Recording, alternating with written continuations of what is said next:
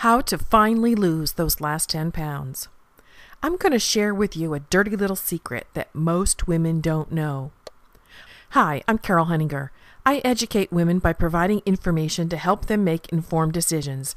Did you know that losing weight and getting into better physical shape is one of the top 10 resolutions that women make every single year?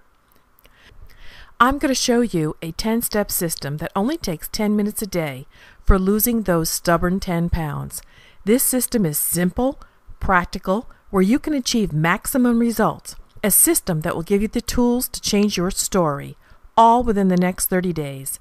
Science shows that it takes 21 days to change a habit, but we want to make sure you not only change a habit, but reinforce new ones.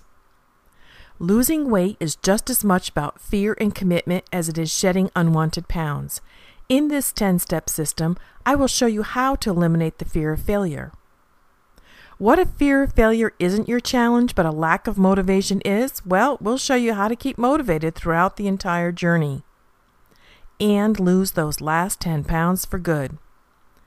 Studies show that fear blocks your ability to commit, leaving you paralyzed, drowning in analysis or self-doubt. But it doesn't have to be that way. You see, you have choices. I know all too well about fear. Up until a couple of years ago, I was desperate to lose 10 pounds, any 10 pounds. So I set out to figure out what others were doing that I wasn't. I read every book by every expert. I went to every seminar and program group meetings. I listened to every audio and watched every video course on dieting. I learned to create a vision.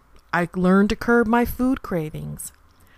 I created a system to lose those stubborn 10 pounds, the ones that wouldn't let me go. And I discovered the role that stress plays in weight loss and gain, and listened to what the experts had to say. The aha moment for me was when I realized how my story set me up to fail, and how my story, plus the past, plus change, will equal success. I learned how to take back control of my eating, what I refer to as mindless eating, by changing my environment. So step 1 is change your environment. If you are used to eating on a dinner plate, change to a dessert plate. If supersizing is your problem, then fill up a small plate with fruits and vegetables. If going to an event and overeating is a problem, then eat before you go. This is what we mean by changing your environment. I learned how to avoid food triggers by changing my approach. For example, I have a keen sense of smell, so walking into a movie theater with the smell of popcorn, it was like a magnet for disaster, and not in a good way. So step 2 for me, was to arrive right before the movie starts. So I changed my behavior to avoid food triggers. Visualize success. Your mind doesn't know the difference between fantasy and reality.